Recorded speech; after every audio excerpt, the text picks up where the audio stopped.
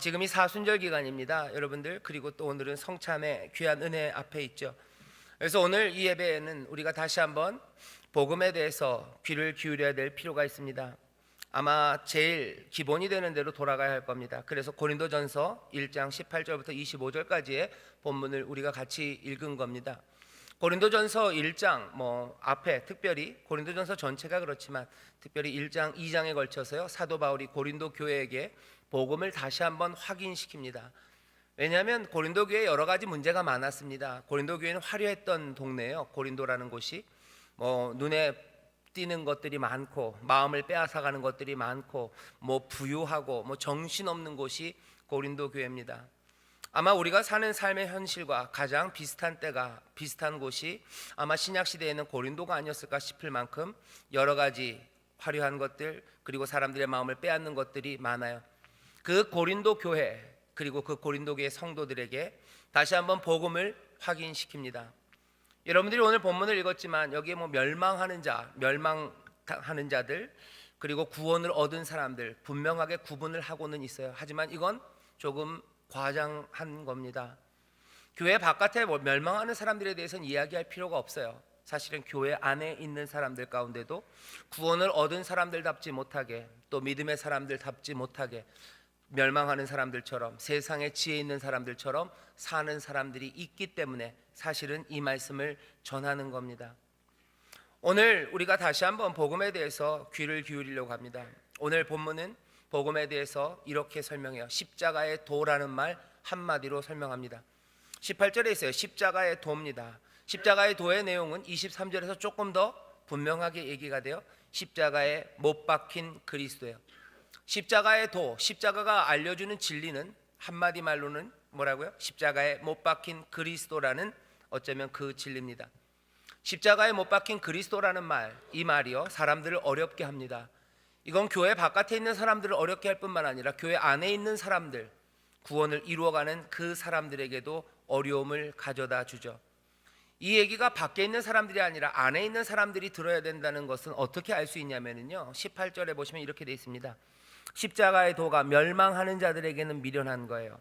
하지만 구원을 얻는 우리에게는 하나님의 능력이라, 이렇게 되어 있습니다. 여기 성경을 번역하면서요, 번역하시는 분들이 힌트를 하나 넣어놨어요. 구원을 얻은 우리에게는 이라고 안 하고 구원을 얻는 우리에게라고 해놨습니다. 뉘앙스가 조금 달라요. 이건 뭘 표현하려고 그러시는 거냐면요, 구원을 얻은 우리, 그러면 뭔가 구원을 얻은 게 완결된 것처럼 보입니다. 하지만 구원을 얻는 우리, 그러면 이 구원을 얻는 일이요, 진행되고 있다는 뉘앙스가 차이가 나요. 그 뉘앙스가 사실 맞습니다. 여기 있는 말 구원을 이미 얻은이 아니라요, 여기 있는 말씀은 구원을 얻고 있는 우리예요. 당연히 앞에 있는 멸망하는 자들도요, 그냥 멸망이 다 끝난 게 아니고요, 멸망해 가고 있는 그들입니다. 멸망해 가고 있는 사람들, 구원을 얻어가고 있는 사람들, 그렇게 둘로 나누는 거죠. 뒤에 있는 믿는 자들, 21절에 보면요, 전도에 미련한 것으로 믿는 자들을 구원하시기를 기뻐하셨도다 할 때 믿는 자들도 마찬가지예요. 계속해서 믿어가고 있는 자들, 점점 더 신실해져 가고 있는 사람들, 이런 의미입니다. 그렇다면 오늘 이 말씀은요, 구원을 얻어가고 있는 우리에게 주시는 말씀이에요. 잘 들어봐라 하는 거죠. 멸망하고 있는 사람들처럼 너희들이 살고 있는지, 구원을 얻어가고 있는 사람들처럼 살고 있는지, 도대체 너희들은 십자가의 도, 십자가에 못 박힌 그리스도에 대해서 도대체 어떻게 생각하는지 다시 한번 복음의 기본으로 우리를 돌아가게 합니다. 십자가에 못 박힌 그리스도라는 그 십자가의 도라는 건요, 여기 18절에 있는 것처럼 미련한 것처럼 보입니다. 미련한 것처럼 보여요. 말이 안 돼요. 어리석은 이야기처럼 보입니다. 왜냐하면 뒤에 있는 그리스도라는 말은 구원자라는 말입니다. 세상을 몽땅 다 구원하시는 거예요. 그분에게 구원이 있어요. 그리스도, 그분을 따라가야 된대요. 그런데 그 그리스도는 어떤 그리스도냐면 십자가에 못 박힌 그리스도랍니다. 이건 말이 안 돼요. 십자가에 못 박혔다는 건 재미로 못 박힌 거 아닙니다. 영웅적인 행동 아닙니다. 십자가에 못 박혔다는 게 표현하는 건 뭐냐면 어리석음이에요. 이 사람은 참 어설픈 사람이라는 겁니다. 어설프고 어리석은 사람이에요. 지혜로웠다면 십자가에 못 박히는 그 자리로 가지 않았을 겁니다. 지혜로웠다면 이렇게 되지 않았을 거예요. 정말 지혜로웠다면 십자가로 가는 길, 그 길이 앞에 있었어도 그것들을 헤치고 나와서 승리했었을 겁니다. 하지만 어리석고 어리숙하기 때문에 십자가, 그 못 박히는 그 자리까지 간 거죠. 그리스도는 지금 여기 십자가에 못 박혔답니다. 십자가에 못 박히니까 그리스도래요. 이렇게 어리숙한 이가 세상을 구원한답니다. 십자가에 못 박혔다는 건 어리숙하다는 것만 뜻하지 않아요. 힘없고 약하다는 것을 뜻합니다. 능력이 없으니까 십자가에 달린 거예요. 힘없고 백 없으니까 십자가에 달린 거예요. 가장 처참하고 비참한 자리에 가는 것, 가장 낮은 사람이 가는 겁니다. 아무 연줄도 없는 사람이에요. 하다못해 집이라도 팔아서, 아니 뭐라도 팔아서 뭐라도 어떻게 좀 뇌물이라도 바쳤으면 여기 십자가형이라도 면할 수 있어요. 죽어도 이렇게 안 죽을 수 있습니다. 다른 방식으로 얼마든지 죽을 수 있어요. 채찍 치는 사람, 그 사람에게라도 돈을 줘서 그냥 조금만 더 세게 때려서 십자가로 가지 않게 해주세요. 아마 사람들은 그런 일들도 했었을 겁니다. 하지만 그만큼의 커넥션도 없어요. 힘없고 약하고 어리숙한 사람, 이 사람이 그리스도라고 말하는 겁니다. 십자가에 못 박힌 그리스도, 이건 말이 안 돼요. 바보 같은 사람이 그리스도라는 거예요. 힘없는 사람이 그리스도라는 거예요. 이 사람이 세상을 구한다고요? 예수님께서 십자가에 달려 돌아가실 때 그 십자가 아래서 했던 병정들의 말이 딱 이 말입니다. 자기도 구원하지 못하는 자 누굴 구원한다고? 네도 구원 못해서 십자가에 달렸는데, 그렇게 바보 같고 그렇게 어리숙하고 힘없어서 네가 달렸는데 네가 누구를 구원한 자야? 사람들이 묻는 거예요. 오늘 본문의 말씀이 그 얘기입니다. 멸망하는 자에게 미련한 거예요. 말이 안 되는 거예요. 십자가에 못 박힌 그리스도라는 말, 그 말은 모순입니다. 이건 어리석어요. 어리석을 뿐만 아니라 이건 바보 같은 일입니다. 게다가 이 그리스도를 따르라고요? 이게 말이 됩니까? 이건 꺼리끼는 일이 됩니다. 여기 뒤에 나오죠. 십자가에 못 박힌 그리스도, 이것들을 전한답니다. 우리는 십자가에 못 박힌 그리스도를 전하니 23절입니다. 유대인에게는 거리끼는 것이요 이방인에게는 미련한 거예요. 미련할 뿐만 아니라 거리낍니다. 넘어지게 하는 거예요. 거리끼게 한다는 말은요, 여기 헬라어로 스칸달론이라는 말입니다. 요즘 우리가 아는 스캔들이라는 말이 여기서 나왔어요. 스캔들 추문이죠. 추문입니다. 구역질 나는 말이에요. 혐오스러운 말이에요. 불쾌하게 하는 것이에요. 넘어지게 하는 장애물입니다. 덫이에요. 이 예수를 따르, 이 그리스도를 따르라고, 이거는 불쾌한 겁니다. 그 길을 따라간다고 너무 불쾌해요. 도대체 말도 안 되는 소리 하지 말라는 거예요. 십자가라는 건 복음의 중심에 분명히 있습니다. 십자가의 도라고 얘기해요. 십자가에 못 박힌 그리스도 우리는 압니다. 그런데 다시 한번 생각해 보라는 거죠. 이게 생각해보면 굉장히 미련한 거다. 이거 굉장히 스캔들스러운 거예요. 이거 불쾌한 일입니다. 아무것도 아니고 힘없고 능력도 없고 어리석고 지혜롭지도 못한 일을 우리가 따라야 합니까? 사람들은 그래서 십자가의 도, 그것들을 무시하는 거예요. 십자가라는 건 사형의 도구입니다. 사형하는 데서도 가장 잔인하게 죽이는 사형의 틀이 십자가예요. 요즘식으로 말하면 우리나라에선 사형이 이제 집행된 지가 꽤나 오래됐습니다. 그래서 사형의 틀이 별로 없죠. 그거 본 적이 별로 없습니다. 영화에서 보면 가끔 교수형, 목을 매달아서 죽이는 일이 나와요. 뭐 외국 영화를 보면 전기 의자에 앉혀서 전기 쇼크로, 아니면 약물을 주입해서 사람들을 죽입니다. 아니 더 옛날에는 단두대였어요. 프랑스 혁명 때 로베스피에르, 뭐 단두대, 파리, 목 잘라지는 일들, 뭐 망나니들, 사람을 죽이는 그 형틀이 십자가입니다. 가장 잔인하게 죽이는 거예요. 중국에서 보면 중국 사람들이 좀 잔인하게 사람들을 많이 죽이죠. 그 얘기를 할 필요는 없어요. 하지만 죽이는 모습들 생각하기도 싫은 겁니다. 사람들은 그런데 그걸 교회, 이 거룩한 곳, 우리 교회도 저기 십자가가 달려있죠. 저기에 걸려있는 거예요. 교회에 무슨 웃는 얼굴이 걸려있으면 좋겠어요. 뭐 노란색에 이렇게 스마일 하고 있는 거, 그죠? 웃어라 웃어라. 엄정한가요? 스마일 어겐 뭐 이런 거, 그런 거 붙여놓고 뭐가 사람들 마음을 따뜻하게 할 만한 거, 그런 거 걸어놨으면 좋겠는데 교회마다 뭘 걸어놔요? 십자가를 걸어놓습니다. 세상의 가치를 붙잡는 사람들에게 십자가는 어리석은 것이고, 그리고 십자가의 도는 사람들을 토하게 만들 만큼 혐오스러운 겁니다. 이게 우리에게는, 구원을 얻는 우리에게는 하나님의 능력이랍니다. 오늘 다시 한번 봐야 돼요. 도대체 뭐가, 우리가 붙잡고 있는 십자가가, 도대체 우리 구원을 얻어가는 우리에게는 이게, 이 십자가가, 십자가에 못 박힌 그리스도가 정말로 미련한 것인지 아니면 정말로 하나님의 능력인지 다시 한번 보아야만 합니다. 여기 십자가를 보면요, 십자가에 못 박힌 그리스도, 이 말이 정말로 예수님이 미련해 보이는 건 맞아요. 하지만 예수 그리스도가 미련한 건 세상의 기준으로 지혜롭지 못했을 뿐입니다. 예수님 바보 같습니까? 예, 바보 같습니다. 바보 같은 예수님이요. 학위를 갖지도 못하셨죠, 그죠? 무슨 대단한 직함이 예수님께 있었던 것도 아닙니다. 공부를 못하고 무슨 학위가 없어서 지혜롭지 못할 뿐만 아니라요, 예수님이 하셨던 일을 보면 정말로 지혜롭지 못해요. 바보 같습니다. 어떤 일을 하십니까? 문둥병자를 만지셔요. 문둥병자 만지는 거, 이거 지혜롭지 못합니다. 이거 어리석습니다. 바보 같습니다. 문둥병자를 만지면 자기가 뭐 병이 옮는다고 그때는 생각했죠. 병이 옮는 위험한 일일 뿐만 아니라요, 종교적으로도 부정해지는 거예요. 하나님 앞에도 가지 못합니다. 사람들에게서 멀리 떨어지기 시작해요. 문둥병자를 만지는 바보같이 어리석은 일을 합니다. 예수님이 식사했던 사람들은요, 늘 문제적인 사람들이었어요. 문제적이라 해서 문재인 대통령 아니고요, 문제적인 사람들이에요. 세리들입니다. 창녀들이에요. 창기들이에요. 사람들이 도둑이라고 얘기하는 사람들, 사람들이 함께 놀 수 없는 사람들, 그 사람들과 식사합니다. 이거 바보 같은 짓이에요. 지혜로운 사람은 그 사람들과 식사하면 안 됩니다. 밥을 먹더라도 안 보이는 데서 먹어야 돼요. 하지만 모두가 다 보는 그 앞에서 세리와 창기들, 그리고 세상의 죄인이라고 하는 그 사람들과 함께 식사를 하셔요. 위험해요. 아무 영양가 없습니다. 누구랑 밥 먹는 사진이 찍혀야지 되는 거예요? 대통령이랑 밥 먹는 사진 찍혀야 돼요. 아니, 그거 아니면 어디 회장님, 아니 시장님, 그것도 아니면 어디 구청장님, 국회의원, 아니면 대단하게 유명한 연예인들, 그 사람들이랑 밥 먹는 사진 찍어야 돼요. 그래야 뭐라도 영양가가 있는 겁니다. 하지만 예수님은 어리석어요. 바보처럼 대제사장과 밥 먹으려고 애쓰지 않으셔요. 그 동네 회당장과 어떻게 해보려고 하는 거 없습니다. 예수님은 누구예요? 아주 문제적인 사람들, 그 사람들과 식사하셔요. 예수님은 누구를 환영하십니까? 아이들 환영합니다. 아이들 환영하는 거 어리석어요. 아이들 환영하면 어떻게 됩니까? 귀찮아지죠. 아이들을 환영하고 아이들과 함께 시간을 보냅니다. 아무 영양가 없어요. 시간을 보내려면 뭔가 똑똑한 사람들, 그리고 뭔가 영향력 있는 사람들, 그 사람들과 시간을 보내고 그 사람들을 환영해야죠.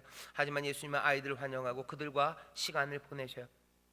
그 당시 사회가 가지고 있던 규칙들, 그것들 하나씩 하나씩 어겨가기 시작합니다. 위험한 일이에요. 어리석은 일입니다. 그러지 말라고 하는 것, 그것들 하나하나 꾸역꾸역 하셔요. 바보 같죠. 지혜롭지 못합니다. 당대 그 시대의 권세들, 권위들, 그것들을 비판하기 시작합니다. 로마 비판해요. 대제사장들 비판합니다. 힘을 가지고 부유한 자들, 그 사람들을 비판해요. 성전에 장사하는 사람들 엎어놓습니다. 그리고 성전의 권위, 그것들을 무너뜨리고 그것들을 비판하죠. 하나님이 싫어하신다고 말합니다. 이거 뭐 하는 거예요? 어리석은 일입니다. 이거 위험합니다. 바보 같습니다. 지혜롭지 못합니다. 십자가의 도가 미련한 거죠. 예수님 미련하게 사셨어요. 예수 그리스도 세상 기준으로 보면 지혜롭지 못합니다. 바보 같습니다. 예수 그리스도 세상 기준으로 보면 힘 없습니다. 연약한 거 맞습니다. 연약한 거 맞아요. 예수님이 무슨 대단한 무기를 가지고 계신 거 아닙니다. 예수님이 대단한 힘, 완력을 가지신 것도 아니에요. 뭔가 세상에 사회적인 연줄이 있었던 것도 아니에요. 내가 뭐 다윗의 자손 어디 무슨 연줄 그런 거 자랑할 일도 없으셨고, 아니 자랑할 만한 무슨 연줄도 없으셨어요. 영향력 그런 거 없습니다. 그런 거 없습니다. 예수님 대단한 누군가 뭐 이런 거 아니었습니다. 대단한 뭐도 아니었고, 대단하지 못했기 때문에 무슨 리무진 타고 다니시는 분도 아니고, 매일 밤마다 이곳저곳에서 잔치한다고 불름받는, 초청받는 사람도 아니었어요. 힘 있는 사람들이 부르지 않습니다. 힘 있는 사람이 모시고 가지도 않아요. 아무 힘도 능력도 없습니다. 우리가 아는 한 예수님은 재산도 없으셔요. 머리 둘 곳조차 없대요. 여우도 굴이 있고 뭐 다 짐승들도 자기 거처가 있지만 나는 그런 거 없다고 말씀하십니다. 가진 것도 없으시고 힘도 없으셔요. 세상의 기준으로 보면 약합니다. 지혜롭지도 못하고 약하신 분이 예수 그리스도예요. 하지만 예수 그리스도, 십자가의 도, 십자가에 못 박힌 그리스도, 도대체 그 그리스도가 행하신 일이 뭔지 우리는 압니다. 세상 사람들은 몰라요. 하지만 믿어가고 있는 우리들, 그리고 구원받아가고 있는 우리들, 부르심을 받은 우리들은 그게 뭔지 알죠. 이 예수 그리스도, 세상의 기준으로 지혜롭지도 못하고 세상의 기준으로 강하지도 못하신 이분을 통해서 하나님의 뜻, 그리고 하나님의 목적은 이루어지는 거죠. 세상의 지혜로 이루어지지 않았습니다. 세상의 권력으로 이루어지지 않았습니다. 이 어리석음으로, 이 연약함으로 하나님의 구원과 하나님의 뜻은 이루어져요. 예수 그리스도께서 십자가를 지시는 그 일이 뭐예요? 지혜롭지 못한 일 맞습니다. 힘 없어서 한 것 맞습니다. 하지만 적어도 우리는 압니다. 우리는 그것이 하나님의 선하시고 그리고 거룩하시고 위대한 뜻을 이루시는 하나님의 구원의 역사임을 우리는 아는 사람들입니다. 누가 부르심을 받은 사람들은 이것들을 분명히 봐야 돼요. 그냥 내가 구원받았다고 끝이 아니에요. 부르심을 받은 자들에게는 이것이 뭐가 된대요? 그냥 고개를 끄덕이는 것이 아니라 이것이 지혜요, 이것이 능력입니다. 왜 그렇습니까? 도대체 오늘 설교의 제목이 부르심을 받은 자들이기에, 부르심을 받은 자들은 누군지 오늘 고린도전서를 보면 좀 알아요. 앞에 1절 2절에 보면요, 누군지를 콕 찍어서 얘기합니다. 1절에 보면 이렇게 돼 있어요. 하나님의 뜻을 따라 그리스도 예수의 사도로 부르심을 입은 바울과 및 형제 소스데네는, 바울과 소스데네 부르심을 받았대요. 예수의 사도로 부르심을 받았대요. 2절에 보면 고린도에 있는 하나님의 교회 곧 그리스도 예수 안에서 거룩하여지고 성도라 부르심을 입은 자들이라고 돼 있어요. 부르심을 받은 사람들 누굽니까? 바울 자기가 부르심을 받은 사람이에요. 고린도 교회 거기 있는 사람들 부르심을 받은 사람들입니다. 당연히 누구예요? 여기 있는 저와 여러분입니다. 우리 부르심을 받은 자들이에요. 그런데 이 부르심을 받은 사람들은요, 18절에 아까도 설명드렸어요. 구원을 얻어가는 우리예요. 21절에 믿어가는 우리들입니다. 구원받고 있고 구원되고 있고 점점점 믿어가고 있고 진행되어 가고 있는 우리입니다. 이 우리는 지금 이 그리스도의 십자가의 십자가에 못 박힌 그리스도를 도대체 지혜와 그리고 하나님의 능력으로 보고 있는지 확인하라는 겁니다. 오늘 우리에게 주시는 거예요. 교회에 앉아있는 너희들, 우리들, 저와 여러분, 십자가의 도가, 십자가에 못 박힌 그리스도가 하나님의 지혜 그리고 하나님의 능력으로 보이냐는 거죠. 말씀은 이렇게 얘기합니다. 적어도 부르심을 받은 자들에게는 이것이 하나님의 지혜고 부르심을 받은 자들에게는 이것이 하나님의 능력이래요. 도대체 부르심이 뭐였길래 그렇습니까? 우리를 부르신 건 맞아요. 도대체 그럼 우리를 어떻게 부르셨길래, 부르심 받은 사람이라는 건 도대체 뭐길래 그 십자가의 도가, 십자가에 못 박힌 그리스도가 하나님의 지혜와 하나님의 능력이라고 믿느냐는 거죠.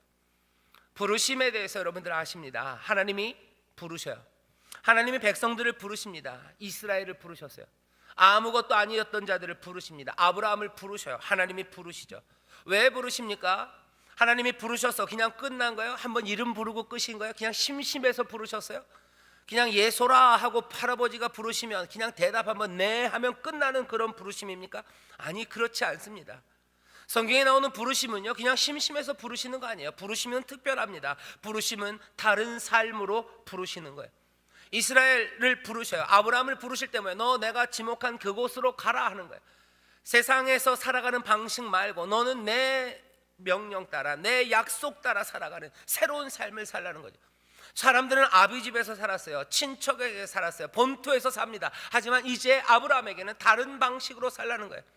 약속 따라 살아가는 삶, 그 삶으로 부르시는 거죠. 그리고서는 그 삶을 통해서 세상 모든 사람들에게 구원을 전하시려는 하나님의 귀한 뜻이 거기 있습니다. 하나님이 이스라엘을 부르셔요. 그리고는 계명을 주시죠. 계명 따라 살랍니다. 10계명 주셔요.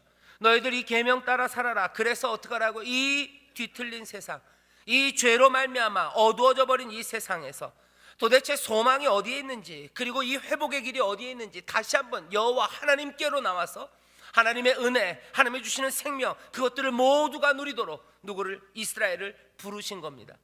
부르심이에요. 부르심. 다시 한번 여러분들 꼭 기억하십시오. 하나님이 심심해서 우리를 부르신 거 아니에요. 아무 목적 없이 부르지 않습니다. 하나님이 어떤 분이신데 아무 목적 없이 부르십니다. 헛되이 부르시지 않아요. 하나님이 백성을 부르셔요. 하나님만 부르시는 거 아니에요. 예수님도 부르시죠. 예수님이 제자들을 부르셨습니다. 여러분들 기억하실 거예요. 베드로를 부르셔요. 야고보를 부르셔요. 요한을 부르셔요. 안드레를 부르셔요. 부르시는데 그냥 괜히 심심해서 놀자고? 야, 누구야, 놀자. 오늘 휴일이니까 놀자고 부르시는 겁니까? 아닙니다. 그 부르심은 특별해요. 복음서를 보면 예수님께서 제자들 부르실 때요, 보통 다는 아니지만 예수님도 밤새 기도하셔요. 그리고 나서 부르십니다. 부르시는 부르심은 이건 숭고한 부르심입니다. 제자들을 부르셔서 어떻게 하셔요? 너희들 내 말씀 따라, 내가 너에게 전한 말 따라, 내가 너에게 가르친 거 그것 따라 살라고, 다르게 살라고 부르시는 거예요. 다르게 살라고 부르시는 겁니다. 다르게 살아서 어떻게 하라고요? 너희들의 다르게 사는 그 삶을 통해서 많은 사람들이 하나님 앞에 영광을 돌리게 하고, 많은 사람들이 하나님 앞으로 나오게 하라고, 내게로 나오게 하라고 이 제자들을 부르시는 거예요. 다른 삶을 살라고 부르시는 겁니다. 예수님이 제자들을 부르신 것처럼 예수님은 또 오늘 보니까 뭐라고요? 예수님께서 누굴 부르셨대요? 고린도에 있는 교회를 부르셨대요. 예수님께서 인천 순복음교회를 부르십니다. 예수님께서 우리를 부르신 거예요. 뭐라고 부르신 겁니까? 똑같아요. 사명을 가진 사람으로 살아가려고 부르시는 거예요. 보내시려고 부르시는 거예요. 일을 맡기시려고 부르시는 겁니다.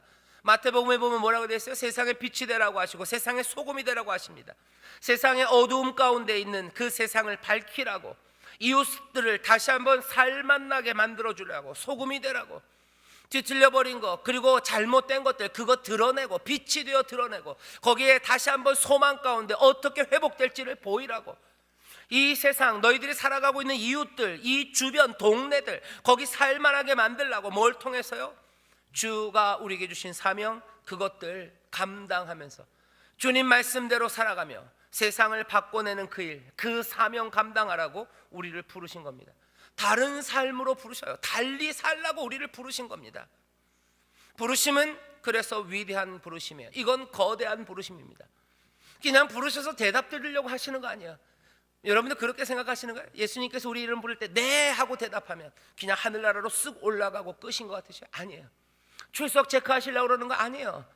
주가 우리를 부르십니다. 이 부르심은 위대한 부르심이에요. 이건 거대한 부르심입니다. 아무것도 아닌 자들을 부르셨어요. 연약하고 별것 아닌 사람들, 죄와 허물로 인하여 죽을 수밖에 없는 우리를 부르셨어요. 먼지와 같은 우리를 부르셨어요. 뭘로? 위대하고 거대한 부르심으로 부르신 겁니다. 이 거대한 부르심은요, 기억하십시오. 이건 거슬러 올라가는 부르심입니다. 왜? 세상에서 달리 살라는 부르심이기 때문에 그래요. 이 부르심은 위대하다는 형용사로만 적용되지 않습니다. 이 부르심은 목적이 분명해요. 방향이 분명한데 그 방향은 세상에 흘러가는 것과는 전혀 다른 방향으로 우리를 부르시는 겁니다. 거슬러 올라가라는 부르심이에요. 더 쉽게 말하면 뭐예요? 다른 종류의 삶, 세상과는 달리 살라는 그런 부르심입니다. 우리가 다시 살아가기 시작할 때, 그 부르심에 합당하게 살아가기 시작할 때 세상은 이제 보게 될 겁니다. 자기들이 살아가는 그 모습이 심각하게 잘못되어 있다는 거, 그거 깨닫게 될 거예요. 깨닫게 되면서 마음에 찔림을 받고요, 다시 한번 생명 그리고 그 진리 앞으로 돌아오게 될 겁니다. 하나님은 그래서 우리를 부르신 거예요. 너희들 이 땅에서 달리 살아라. 이 땅에서 달리 살고 달리 말하고, 이 땅에서 다른 기쁨의 소식들을 전하라고 얘기하는, 하늘의 소식들을 전하라고, 생명의 소식들을 전하라고 삶으로, 그리고 순종하며 걸어감으로 이 부르심을 이루어내라고 우리를 부르셨습니다. 이 삶이 오늘 고린도전서에 이미 선포되고 있어요. 고린도라는 이 화려무쌍한 도시, 그 도시에 사는 사람들, 그 교회에게 너희의 부르심을 생각해 보라는 거죠. 오늘 우리에게도 마찬가지입니다. 우리의 부르심을 생각해 보세요. 우리가 여기 아까 말씀드린 구원, 우리 구원 받아가는 사람이에요. 우리 믿는 사람 맞습니다. 그런데 또 동시에 뭐라고 되어 있어요? 여기 본문에 보면 24절, 오직 부르심을 입은 자들이래요. 우리는 부르심을 입었어요. 주가 우리를 부르셨습니다. 주가 우리를 부르셨어요. 이 얘기 모르셨으면 여러분들 오늘 들으셔요. 부르십니다. 우리를 구원하시고 우리로 하여금 하나님의 자녀 되게 하신 그분은 우리를 부르시는 주님이셔요. 부르심 받은 사람들이 우리들입니다. 그냥 여기 우리가 살아가는 거 아니에요. 그냥 여기 있는 거 아닙니다. 우리는 부르심 받았어요. 인천이라는 곳에 21세기에 우리는 여기 부르심 받았습니다. 여기 하나님의 말씀이 주어져요. 지금 살고 있는 우리에게 하나님의 지혜가, 그리고 달리 살아가는 그 길이 보입니다. 자, 이런 부르심을 입은 자들에게 그리스도, 십자가에 달리신 그리스도, 십자가에 못 박힌 그리스도, 십자가의 도는 하나님의 지혜와 하나님의 능력이 됩니다. 왜? 부르심을 받는 사람들은 달리 살기 때문에 그래요. 달리 삽니다. 어떻게 달리 살아요? 세상의 지혜, 세상의 힘, 그것들을 추구하고 쫓아가는 것과는 우리는 달리 살아요. 우리가 어떻게 부름받았다고? 다르게 살라고 부름받았어요. 어떻게 다르게 삽니까? 세상과 다르게 살아요. 세상은 어떻게 사는데? 세상은 세상의 지혜 그리고 힘, 그런 것들을 자랑하며 쫓아가며 살죠. 그러니 우리는 어찌 달리 삽니까? 지혜, 힘 그런 거 쫓아가지 않는 사람들이에요. 십자가의 도가 우리에게 지혜가 되고 소망이 되고 힘이 되는 것은요, 어찌 살아가는 것, 달리 살아가는 그 일을 통해서 하나님이 무슨 변화와 그리고 어떤 역사를 이루시는지를 우리에게 보이시기 때문입니다. 지혜를 자랑하지 말래요. 그리고 힘을 자랑하지 말랍니다. 오늘 본문에 이렇게 됐죠. 하나님의 미련한 것이 사람보다 지혜있고 하나님의 약한 것이 사람보다 강하니라. 그리스도는 하나님의 능력이요 하나님의 지혜니라. 누구에게? 오직 부르심을 입은 자들에게는 그리스도는 하나님의 능력이요 하나님의 지혜랍니다. 도대체 십자가의 도 그리고 십자가에 못 박히신 그리스도, 거기서 뭐가 보입니까? 보이는 건 세상 지혜 따라가지 않는 것, 그리고 세상 힘 따라가지 않는 것 보여요. 그 대신 다른 것들이 보입니다. 십자가의 도 그리고 십자가에 못 박힌 그리스도에게서 뭐가 보입니까? 하나님의 놀라우신 사랑이 보여요. 하나님의 의가 보입니다. 이 말씀이 제일 아주 멋지게 대비로 나온 데가요, 예레미야서 9장 23절 24절입니다. 예레미야서 9장 23절 24절에 보면 이렇게 돼 있어요. 여호와께서 이같이 말씀하시되 지혜로운 자는 그 지혜를 자랑치 말라. 용사는 그 용맹을 자랑치 말라. 부자는 그 부함을 자랑치 말라. 지혜 자랑하지 말아라. 용맹, 힘 자랑하지 말아라. 부함, 그거 자랑하지 말아라. 지혜와 그리고 똘똘한 거, 그래서 많은 힘을 갖는 거, 부요해지는 거, 그거 자랑하지 말아라. 24절입니다. 자랑하는 자는 이것으로 자랑할지니 곧 명철하여 나를 아는 것과 나 여호와는 인애와 공평과 정직을 땅에 행하는 자인 줄 깨닫는 것이라. 나는 이 일을 기뻐하노라. 여호와의 말이니라. 봐야 되는 건 힘과 지혜를 쫓아가는 게 아닙니다. 십자가에 못 박힌 그리스도, 거기서 보여야 되는 건 하나님이 기뻐하시는 것들이에요. 이는 내 기뻐하는 자라, 내 사랑하는 아들이요 내 기뻐하는 자라. 왜 그렇습니까? 하나님의 뜻을 이루어내요. 하나님의 뜻이 무엇이기에? 인애와 공평과 정직입니다. 인애, 성실한 사랑이요, 끝까지 지켜주는 사랑입니다. 여기 공평이래요. 공정함입니다. 정직, 의로움이에요. 내 주변에 아름다운 하모니를 만들어내기 위하여 희생하려는 것들과 끝까지 지키며 사랑하고 돌보는 것들, 그것들입니다. 십자가, 거기서 보여지는 것들이 이 성실한 사랑과 하나님의 의로움이죠. 그것이 세상을 구원해낸답니다. 세상을 구원하는 게 지혜가 세상을 구원하는 것 같아요. 그리고 세상의 힘이 세상을 구원하는 것 같습니다. 하지만 예수님께서 십자가에 못 박히신 그리스도는 아니라고 얘기하시는 거예요. 구원자 그리스도는 얘기하십니다. 구원을 우리에게 가져다 주신 분은 말하는 거예요. 십자가에 못 박힌 그리스도가 구원자예요. 이 세상의 힘과 지혜가 우리를 구원하지 못합니다. 세상의 권세가 구원하지 못합니다. 누가? 십자가에 못 박힌 그리스도. 그 어리석음과 그 연약함이 이 세상을 구원하셔요. 이 어리석음과 연약함은 어떻게 나타납니까? 그냥 바보 같다는 얘기 아니에요. 이 인애, 이 성실한 사랑에서 연약함과 그리고 어리석음이 보이는 거예요. 끝까지 사랑을 지키는 사람들, 이 사람들 어리석습니다. 끝까지 약한 사람들 옆에 서 있는 그 성실한 인자, 이거 어리석어 보여요. 이거 힘과는 상관없는 것처럼 보입니다. 하지만 그것이 세상을 구원해요. 부르심을 입은 사람들, 이 세상과 달리 살려는 사람들, 어떻게 살아야 되는지 몰라요. 그러니 그리스도는 지혜입니다. 우리가 나가 어떻게 바꿔줘야 되는지, 내가 어떻게 살아야 되는지 그리스도가 보이셔요. 그러니 이건 하나님의 지혜예요. 연약함 그리고 어리석음, 이것들은 그냥 무대뽀로 어리석은 거 아닙니다. 이 인애와 공평과 이 정직 가운데 어리석음이에요. 그것들 가운데 그것들을 지켜내기 위한 연약함입니다. 또 뭐예요? 이건 하나님의 능력입니다.